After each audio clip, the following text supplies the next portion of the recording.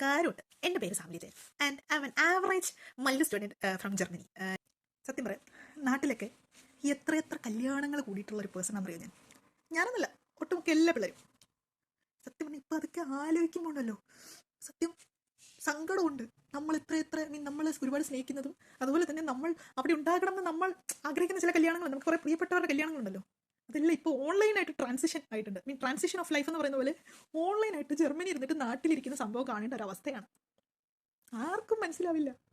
സങ്കടമൊന്നുമില്ല, ഞാൻ സന്തോഷത്തോടെ പറയും, ഞാൻ ജർമ്മനിയിലാണ്.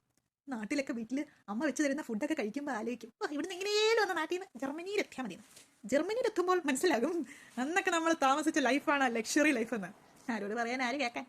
സ്വന്തമായി റൂമിലിരിക്കുന്നു, സ്വന്തമായി പറയുന്നു, സ്വന്തമായി അതിൽ സാറ്റിസ്ഫൈഡ് ആകുന്നു. പിന്നെ ചിലപ്പോഴൊക്കെ നമുക്ക് അത്രയും കൊതി തോന്നുമ്പോൾ സ്വന്തമായി സെൽഫ് കുക്കിംഗ് ചെയ്യുന്നു. ചിലപ്പോൾ അത് സക്സസ് ആകും, ചിലപ്പോൾ സക്സസ് ആവില്ല. വാട്ട് ടു സേ, എഗാൽ, ഐ ഡോണ്ട് കെയർ. എന്ത് പറയാനാ, ജീവിതം ലൈഫ് അങ്ങനെയൊക്കെ ആയിപ്പോയി. എന്നാലും ഞാൻ പറയും സന്തോഷത്തോടെ ഐ മീൻ ജർമ്മനി. പിന്നെന്താ, കേസ് ഓഫ് ഡിസ്ക്രിമിനേഷൻ ഒട്ടും കുറവ് അവർ വരുത്തിയിട്ടില്ല.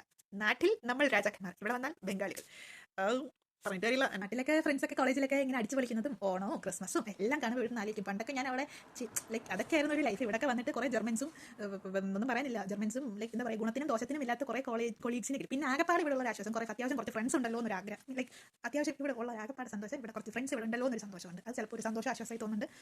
പിന്നെ ഓരോ പ്രവാസിയും ലൈക്ക് ഗൾഫിലേക്ക് വരുമ്പോൾ, ഗൾഫിൽ എല്ലായിടത്തും എനിക്കറിയില്ല, ഇവിടെ വരുമ്പോൾ നമ്മളൊരു കാര്യം മനസ്സിലാകും, മലയാളി കണ്ടാൻ പറ്റില്ല. ബിക്കോസ് അവർ ഒരു നാട്ടുകാരാണല്ലോ, അതുകൊണ്ട് മിണ്ടാൻ പാടില്ല.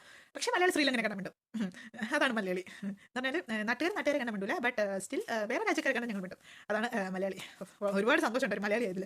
പിന്നെ അടുത്ത കാര്യം എന്ന് പറഞ്ഞാൽ, നാട്ടിൽ തടിയായിട്ടിരിക്കുന്നവർക്ക് നിങ്ങൾക്ക് ഡയറ്റിൻ്റെ ആവശ്യമൊന്നുമില്ല. നിങ്ങൾ ഇവിടെ വരുമ്പോൾ ഓട്ടോമാറ്റിക് ഒരു ഒന്നൊന്നര വർഷം ഒക്കെ കഴിയുമ്പോഴത്തേക്ക് നിങ്ങൾ ഏകദേശം ഇത്ര ഈ ഒരു മുകളിലാവും. പിന്നെ നല്ലപോലെ ഫുഡ് കഴിക്കുന്നവർക്ക് കുറച്ചുകൂടെ നല്ല രീതിയിൽ, അല്ലെങ്കിൽ അത്യാവശ്യം നല്ല രീതിയിൽ ഇരിക്കും.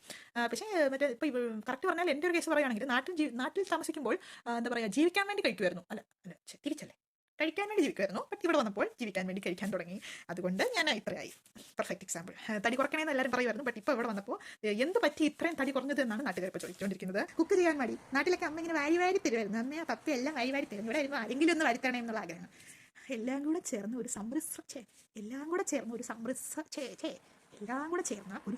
സമ്മിശ്ര ജീവിതമാണ് എൻ്റേതെന്നല്ല, every Mallu student can relate this life.